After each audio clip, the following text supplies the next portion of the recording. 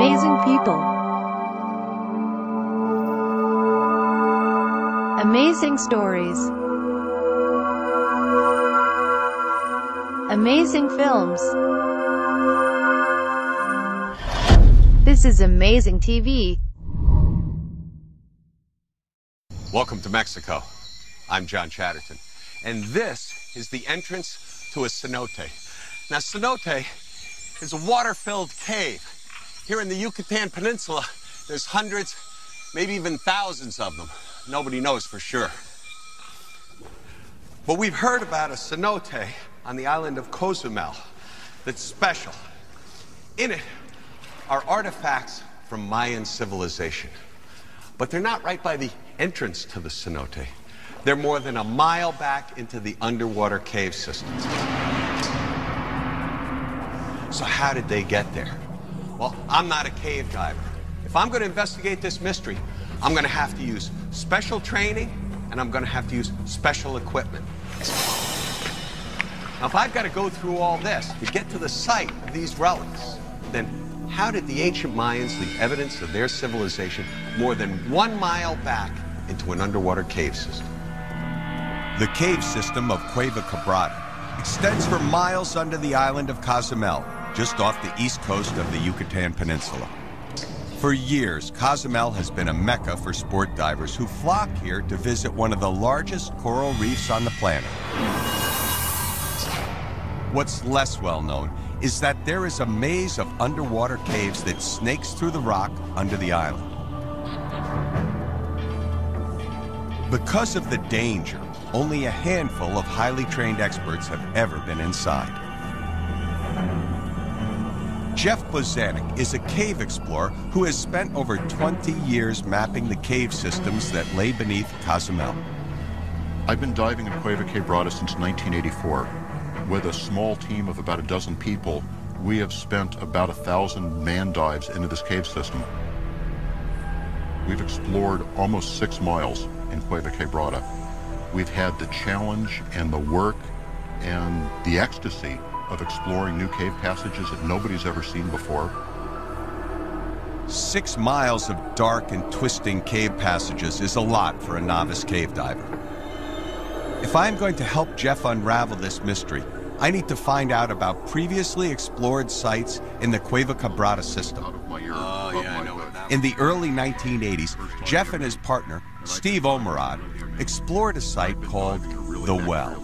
We had been doing exploration work in this portion of the cave, and I started looking around and noticed that some of the rocks appeared to be more rounded than one would normally expect in this type of a cave. And so when I actually turned things over, this is what we found. What Jeff finds is completely unexpected. Ancient Mayan artifacts not seen by human eyes in over 1,000 years. Ceramic pots and bowls, sea tortoise shells, and conch shells that could only have been placed here by man. And perhaps the most shocking discovery of all, human remains. When I first saw that skull staring at me, my first thought was, oh my God, why is that there? Maybe it was a burial site, and we have seen burial sites in other caves in other parts of the world. We still don't know. It's still a mystery. So this is a very rich archaeological find in this cave. Well, nobody had ever found this type of material in any cenote on Cozumel before. In the 1990s, Jeff and Steve explore another part of the cave, a location they call the Blind Fish Site, a passage so deep in Cueva Quebrada that no one has ever been back to fully explore it. That is where we want to go, to investigate the mystery that they uncovered. We found another site with a significant amount of archaeological remains of artifacts of all different types, way back in the cave system. We're talking almost a mile from the ocean entrance. And the thing about this site is we don't know how they got there. There's no surface opening there. You, experienced cave explorers, are barely able to carry enough equipment to get that far back in the system. There's no way that ancient Mayans could have swum this stuff back from the way that you guys are going it. There's absolutely no possibility whatsoever, and that's what we're here to do on this expedition, is we're going to try and determine why this is here and how it got there. Well, stuff that we've got to address here is, first of all, this is some very serious cave diving. This is almost a mile from the beach. The scuba technology that you guys have been using to get back there, you guys are really pushing the envelope. You're really kind of at the limit. You just can't really carry much more in the way of tanks. Now, I know we've got a plan to get back in there. We're going to use some technology. And I look at these photographs. This is some payoff.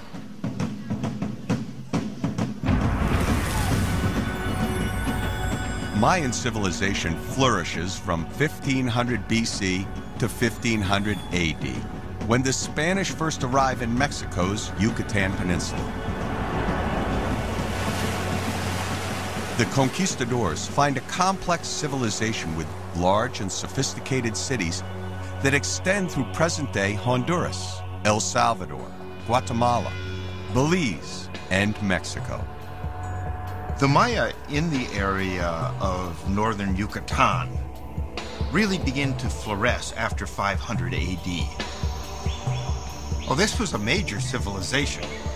Huge centers, cities with public buildings, developed kingship, nobility, a class structure, important sporting events, stadia that hosted these things.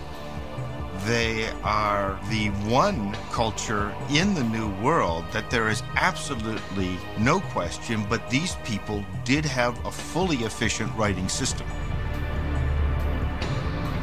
Ancient Mayan art depicts warfare, kings, gods, spirits, and human sacrifice. Most people tend to picture human sacrifice in terms of heart extraction, which is so famous. But the Maya were a very inventive people, and they had any number of ways of killing people. We have sacrifice by arrows. They use arrowing people, killing in their chest with arrows. They use also the decapitation.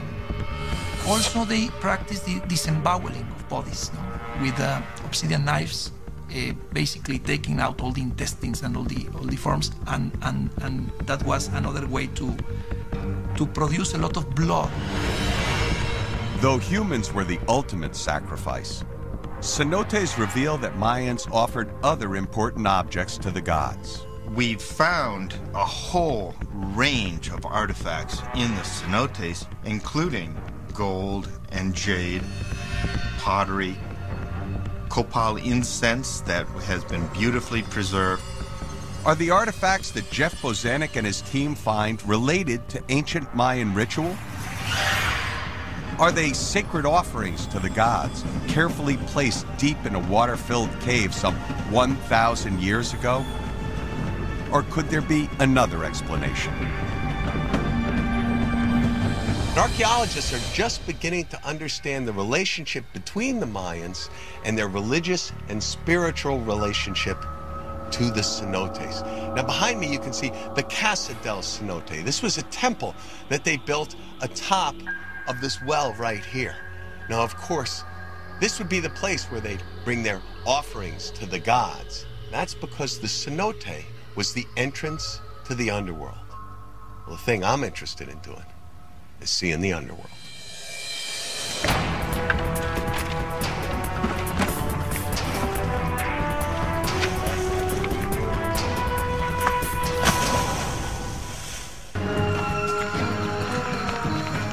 We're on the Yucatan Peninsula of Mexico, preparing to dive one of the most dangerous and mysterious realms on the planet, the cenote, doorway to a water-filled underworld. Inside one of these caves, Cueva Quebrada on the island of Cozumel, are artifacts and human remains, remnants of Mayan civilization present here over 1,000 years ago. But how did the Mayans get them there? Almost a mile back from the entrance, deep in an inaccessible cave. That's what we want to know. To find out, I'm going to have to learn a brand new discipline, cave diving. I've been a hard hat diver for more than 20 years. That's how I earn my living. And I've got 25 years of experience on diving shipwrecks. Regardless of all that experience, cave diving is an extreme discipline and it requires education, training. So my cave diving instructor is Jeff Bozanic. He's a guy that really knows this area and knows cave diving. Jeff, what is it about the cenotes? What are they exactly? Well, what we're looking at here, this entire jungle is underlain by underground rivers. Underneath all of these woods, rivers are flowing out towards the ocean. Nothing flows on the surface. They form cave systems underground, and these cenotes, or this lake that we're looking at, is where the ceiling has collapsed into the passage underground, and that allows us to be able to swim into the cave system. Jeff, where is it we're actually going to enter into the cave? Well, where we're going to go in, that cave entrance starts right underneath this rock overhang right here. Sure. So we're going to go down a crevice there, and then we'll get to horizontal passage that continues on underground.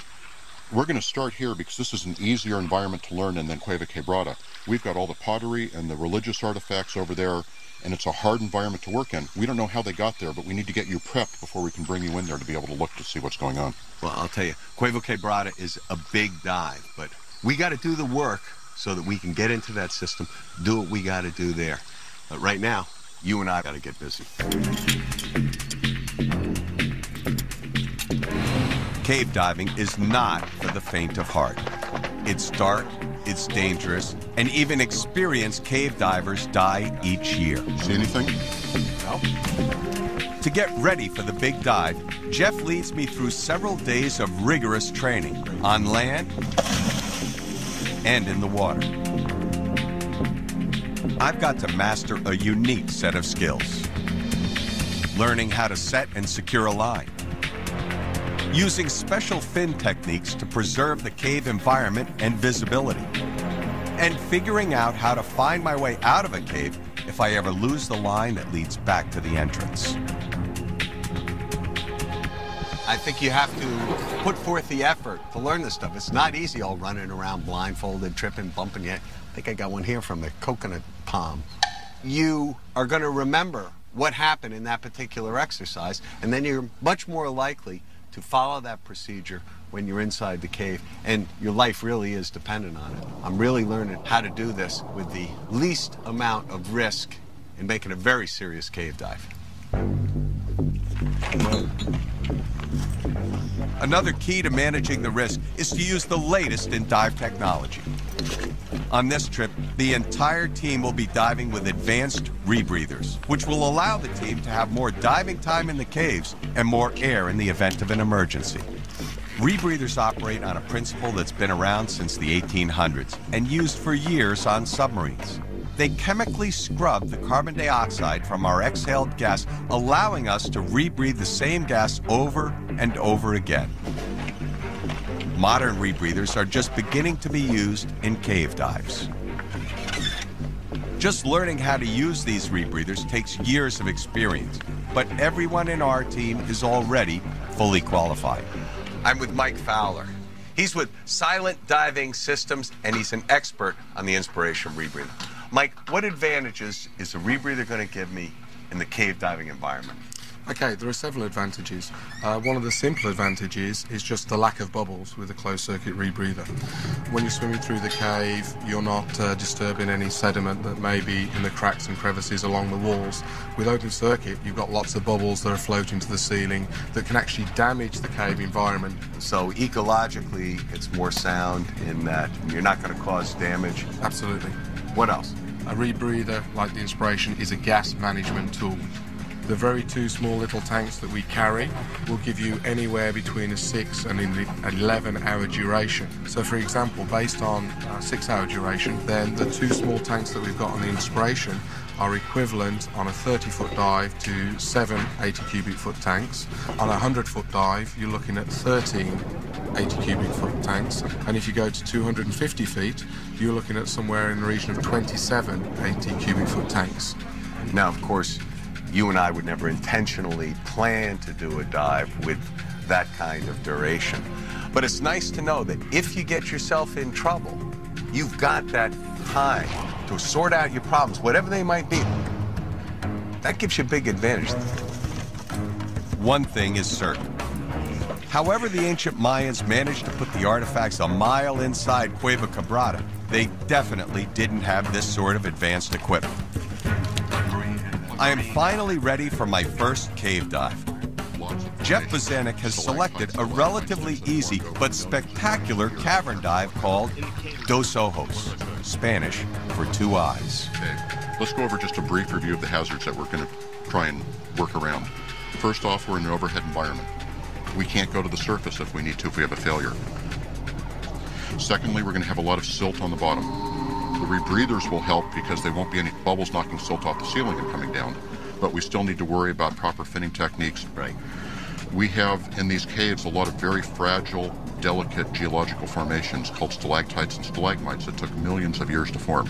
All it takes is one simple push, and those will come toppling over. Is anything new? Is anything I'm going to see that we haven't covered? The one thing you haven't seen before that we talked about briefly is that throughout this entire cave system is what's called the halocline. And a halocline is a difference in salinity in a very short distance. We actually have two different water masses sitting on top of each other, fresh above salt. And when we swim through that interface, the waters are going to mix and the visibility is going to get very poor. Should we get our gear ready? Let's go. This is going to be a great time.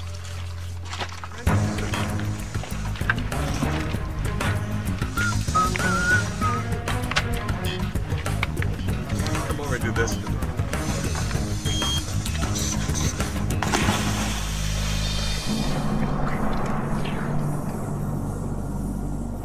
Visibility is absolutely incredible. Pretty interesting overhead stuff here, too.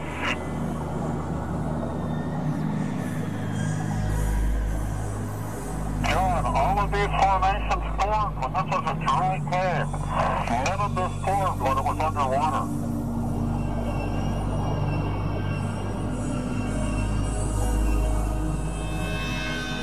Now that I'm seeing this strange new world for the first time, I understand why the Maya think underwater caves are a spiritual place.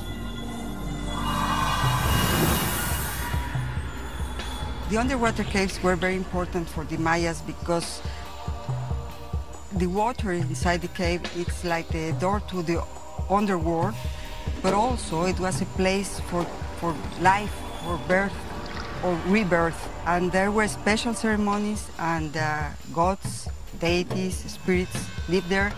It's a place where life started, but also where life ends. The sources of life were provided by the water, the only available water that was in the area. So when there was a drought or a special event that giving instability to the life of the Mayas in the region, they made sacrifices to get more fertility. So they dedicated those to the water. Are the artifacts at Cueva Quebrada offerings to the underworld gods? What are we going to find when we get to the blind fish site? I'm in the middle of my first training dive when Jeff decides to throw me a curveball. He turns out the lights just to see how well I cope. Keep calm, John. Just hold on to the line. How am I going to get out of this cave in the dark? I'm pretty sure that the line is right over here.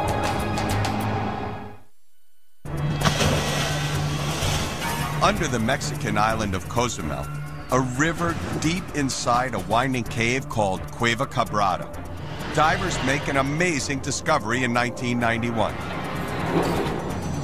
Ancient Mayan artifacts and a human skull. I see light. That sure is a welcome sight, isn't it? Yeah, it looks very good.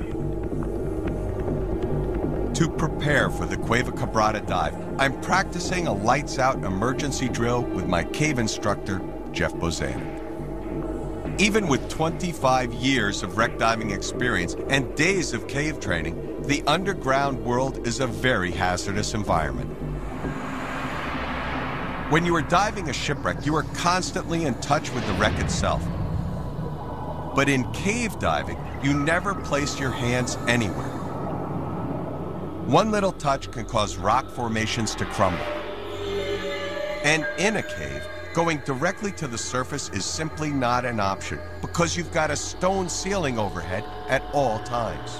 So the most important task is to keep track of your guideline. Keep in contact with it at all times. It's your lifeline, your only way out.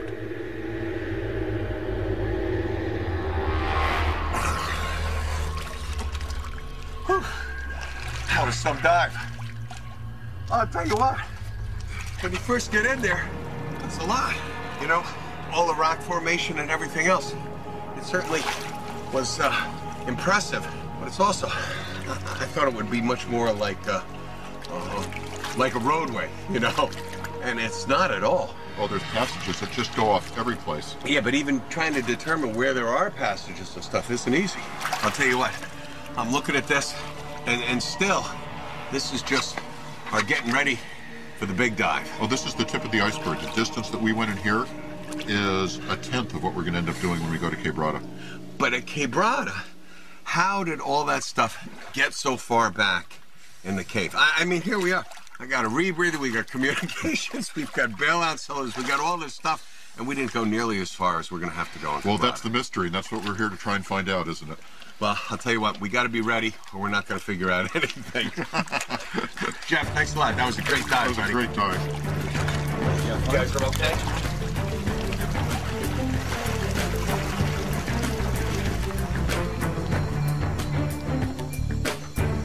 All this training so I can help solve the mystery of how and why Mayan artifacts were placed at a site called Blind Fish, deep inside the Cueva Quebrada over 1,000 years ago. I'm atop the tallest pyramid in the Yucatan, and all around here are the ruins of the ancient Mayan city of Coba. Now, 1,200 years ago, there were some 55,000 people who lived in this city. And they didn't live here in isolation. They were linked to all of the other Mayan population centers in the area by a network of roads. Now, the Mayans built these roads so that they would have a trade route. Another reason why these roads were so important was that the Mayans would go on pilgrimage for their religion. Now, where were all these Mayan pilgrims going? Their holiest of holy places? Cozumel.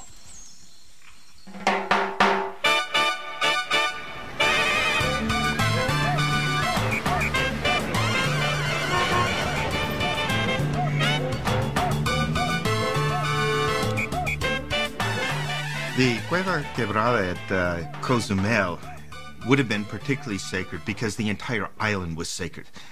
The visitation was on such a scale that special roads were created across the Yucatan Peninsula that would end up on the coast just off the island.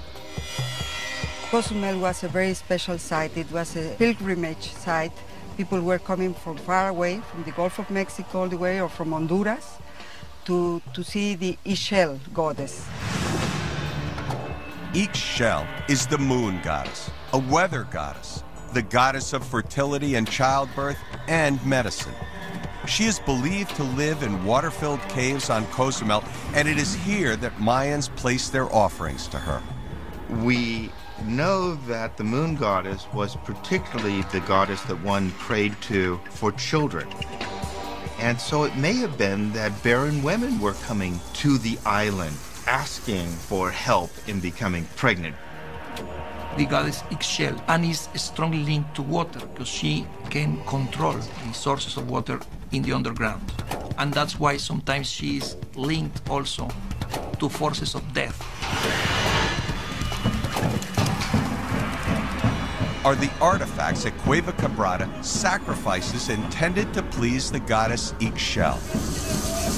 Archaeologists have given us some clues to look for once we get to the Blind Fish site. I see a couple of tip-offs that we are dealing with something related to ritual rather than simply to the retrieving of water, because there are cenotes that are used as water sources, and you will get a lot of broken pottery that were simply broken water jars.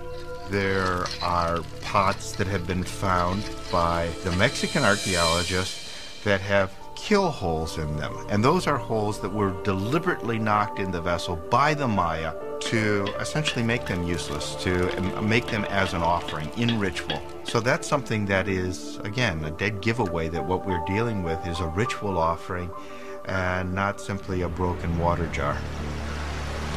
To find out if the artifacts inside Cueva Quebrada are a symbolic sacrifice or just broken pottery, we have to get into the water and investigate.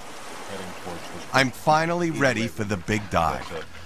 Well, we're here at Cueva Quebrada, and we've done all of our homework. We've done our orientation dives. Of course, we finished all our training stuff on the mainland, and now it's time to get to work. Jeff, what's our first move? This is the map of Cueva Quebrada. This is in Chancana Park, the island of Cozumel. We're right here. This boat basin is this cutout right here. The cave runs right underneath us. And what we need to do is to swim from here to the pottery, which is all the way back here. This is a long swim. How far? Well, it's almost a mile. When we get there, how much time does that leave us to work? We're not going to have an awful lot of time to get to be able to do much work when we get there, and that's actually one of the concerns I have. So what's our plan going to be to try and maximize that productivity? Well, actually, I have an idea that we can do this in 2 stages that may actually give us a lot of time to work in where the pottery is. Okay. We have seen some areas in here where we can get out, where there's daylight above us, but we've never gotten out because it's all jungle. Oh, so we don't know where the areas are. We don't know where the areas are. If we get something close by where we can access from the interior of the island, and get it down to a reasonable distance, we can really get some time on the site to investigate what's going on there.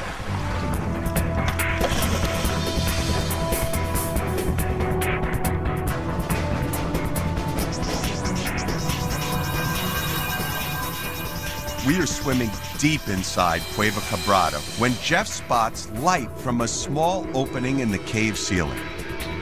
If this opening is accessible from the surface through the jungle, then we will be able to cut almost 3,500 feet off our dive, several hours of swimming. This could be a great shortcut to the Blind Fish site, and it will give us more time to investigate the artifacts. The hard part will be finding this hole on the surface through miles of dense jungle. We're underneath the island of Cozumel, Mexico, deep inside the Cueva Quebrada cave system.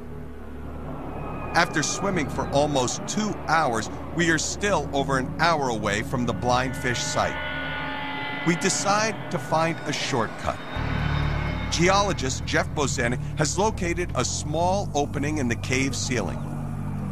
If we can find this same opening up top by hiking through the jungle, we will be able to carry in our gear and use this opening as our entry point for the Blind Fish site. Starting our dive from this opening in the jungle, rather than back at the main entrance of Cueva Quebrada, will shorten our dive time to the Blind Fish site by several hours and thousands of feet. Less time swimming and more time investigating will help us solve the mystery of how these Mayan artifacts from 900 AD got so far back into this cave. How far did you estimate that we went? About 3,500 feet until we found that daylight out in the jungle. Seemed like a lot more than that to me. As far as we went, I was perfectly happy to call it a successful dive and turn around. It's a lot of work. It's a lot of time. And I don't think I'd want to do that every single time we wanted to get to the site. If we've got a shortcut now, we're going to take it. Even with a possible shortcut, swimming to the Blind Fish site is going to be a serious cave dive. Is it possible that an ancient Mayan could jump in the cenote that we're going to and have swum underwater to the place where the artifacts are found in the cave? John, that cenote that we found today is still more than 1,000 feet from where those artifacts are. And water elevation doesn't play a role in this? The water would have been at the same level. The Mayans, there's no way the Mayans could have swum that or walked it.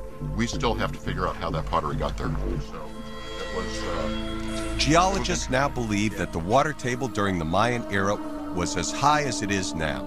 which means that Cueva Quebrada would have been completely submerged, and anyone trying to swim inside the cave would have had to hold their breath while swimming at least 1,000 feet, a physical impossibility.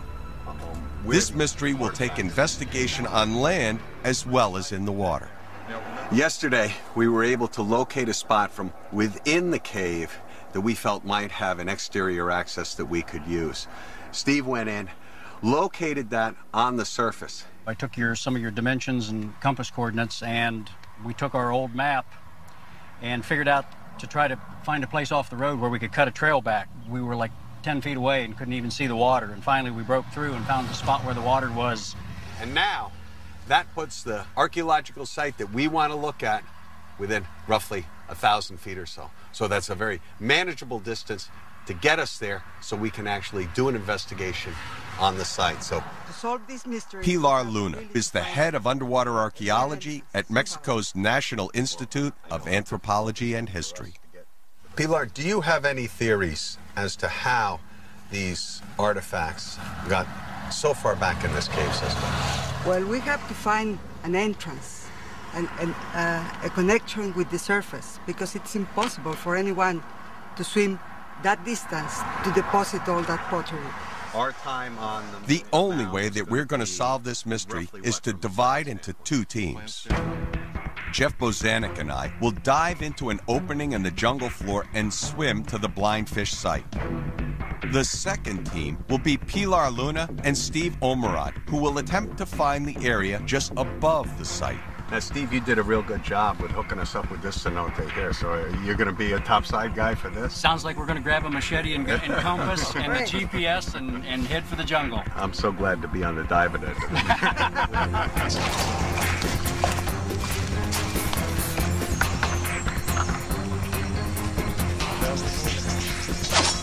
This jungle is dense, and I can easily imagine getting lost. And that would not be any fun carrying this heavy dive equipment. Well, here we are. Here you are. But if you were to walk 20 feet in any direction, I don't think you can see this again.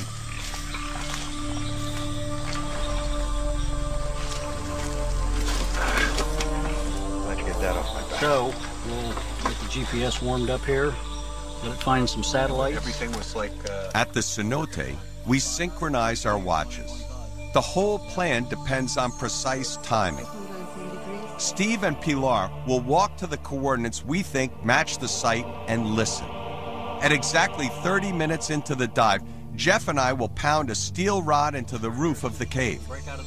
There's no visible opening to the surface, but if Steve and Pilar can hear the pounding and pinpoint our location, they will be able to investigate the surrounding area and look for clues as to how the Mayans placed artifacts into the cave 15 feet below the jungle floor.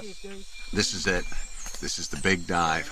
We're going to try and pound that steel rod up through the ceiling. Steve and Pilar are going to be topside, so if everything's coordinated and works, we should be able to figure out how this stuff got there, solve the mystery, and that's what it's all about. That's why we're here. Let's go get wet. Enough of this. We're going diving.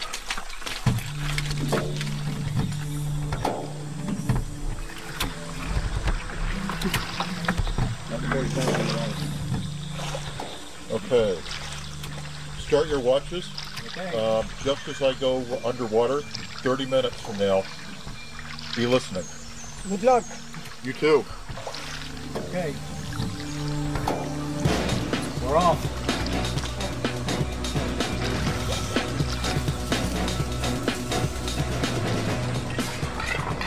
For the plan to work, Jeff and I have 30 minutes to get to the artifact site. We'll begin pounding the metal rod on cue, hoping Pilar and Steve can hear it. This is the only way to positively determine the blind fish site from above. We need to go at least 50 meters more. When someone tells me that there is a pile of stuff on the floor in a cave, but they haven't found an opening, my feeling is you've missed the opening. It's got to be there. So one has to go looking for it. To the right. Hacking through that jungle is like trying to find a needle in a haystack because you don't know what you are looking for. Well, I think we've got a clearing in another depression up here. See if we can get a reading on the GPS and see how our distance is. Well, our distance is just perfect.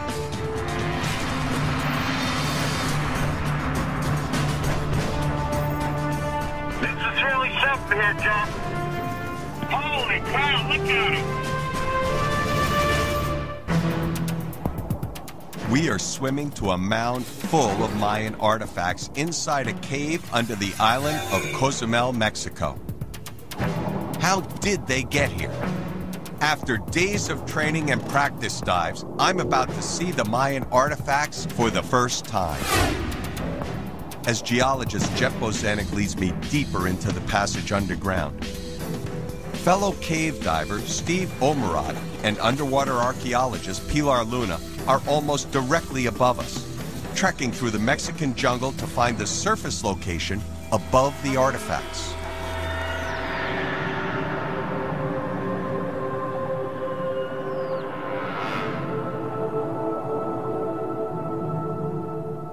When we reach the mound of debris, I'm shocked by what we find. There are artifacts everywhere. But we don't have time to investigate them quite yet. At exactly 30 minutes, we have to signal our location to the surface team.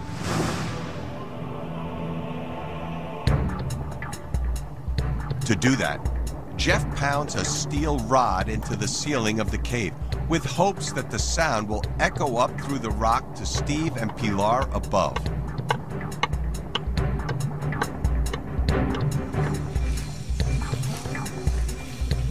Steve and Pilar use GPS coordinates to get as close as possible to the target. Okay, we've been waiting about 10 Then, minutes. at the predetermined time, they stop and listen for the sound of Jeff pounding.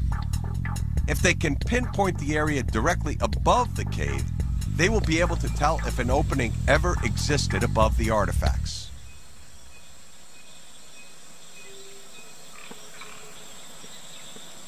I think I hear something. Maybe it's Jeff. Yeah, he Here's should. some tapping. I think we're here. This looks like this really could be it. See, Steve, this is a depression in the terrain where the water fill in. Uh-huh. It should have been an entrance to the cave. The thing that's interesting about caves is they're fairly dynamic geologically. And particularly in Yucatan, what can happen with these cenotes is that they will silt in because the surface is fairly flat and water then comes pouring into these, bringing mud and silt and leaves and stuff, and the opening could be very easily sealed up. There should have been the entrance right here, and through the ages, through the time, it has been closed. But that will explain why the artifacts are just below here. So they would have revered this one very small. Deep within Cueva Quebrada, we have no idea if Steve and Pilar heard us. But we want to investigate the artifacts, so we head back towards the mound. As I first approach, it looks like a pile of large rocks. As I get closer, I realize that some of the rocks are rounded. They aren't rocks at all, but Mayan pots over 1,000 years old. Jeff finds a pot with holes on the bottom. These must be kill holes, holes punched directly into the pots to make them useless. There's no doubt that we are looking at Mayan sacrificial offerings, probably to the goddess Ixchel. Something catches my eyes. A rib bone. And then a long bone with a ball and socket joint lodged between some rocks. Perhaps these bones are remnants of human sacrifice. Anxious to tell Steve and Pilar about our findings, we head back to see if they found any clues on the surface. That's what I call a cave dive. Two big mounds when you first look at it, it just looks like a big pile of brown rock. But as you start to look closer at it, you see all kinds of things mixed in with the stone that's part of this pile. Well, I'll tell you what, that may be the most impressive thing I've seen underwater. We must have seen at least half a dozen pieces of pottery. All of those round shells that were about this big, I think, are West Indian top shells. Those used to be used for food. They may have been left there as offerings. We had the conch that were there. And aside from all that, you've got bones. Now, I don't know whether those are from game animals or human bones or what, but I saw ball and socket joints. I saw what appeared to be ribs, maybe even vertebrae. A lot of stuff in that pile. Pilar, Steve. Still don't know how it got there. Well, fantastic. Coral, bones, pottery, conch shells. How did you guys make out? Well, we heard noise, so we think we found a very large dry pond, or what looked to be like it looked like a spot that would be like this, except the water's gone, and there was a lot of soil. I was able to get the machete down quite a few inches, almost a foot down into the soil, and as we know, this jungle, the soil is so But it very was shallow. dry? Yes. Right. And you could hear pounding underneath you? Yeah, we finally heard it.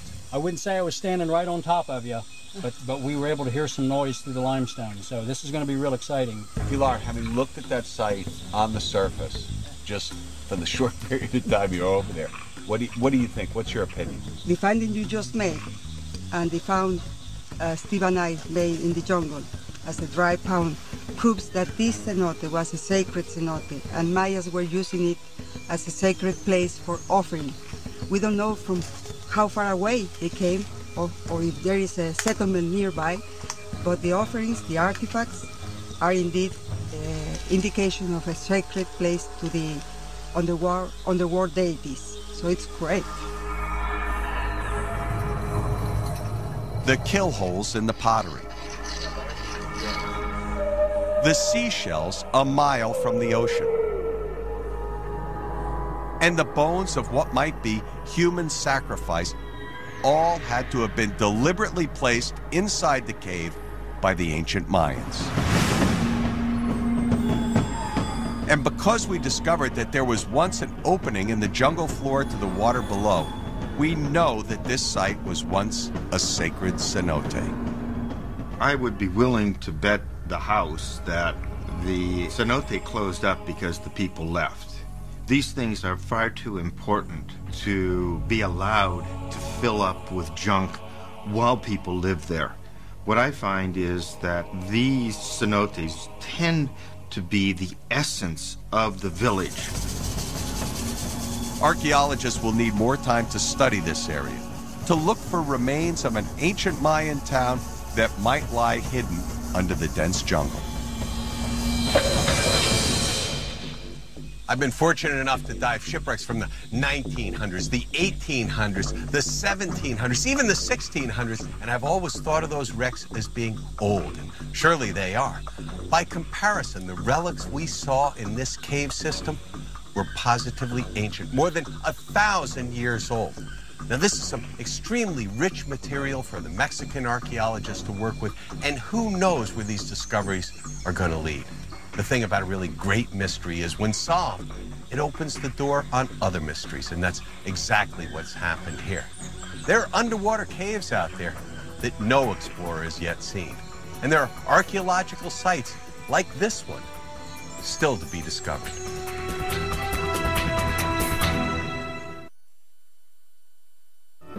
"700 years ago, Timbuktu was once a thriving metropolis on the edge of this massive desert. It was a very vibrant place, a very cosmopolitan place. Now it's one of the poorest places on Earth. What happened to this city and the dozens of others that once thrived? The Sahara, tomorrow at 10 on HI.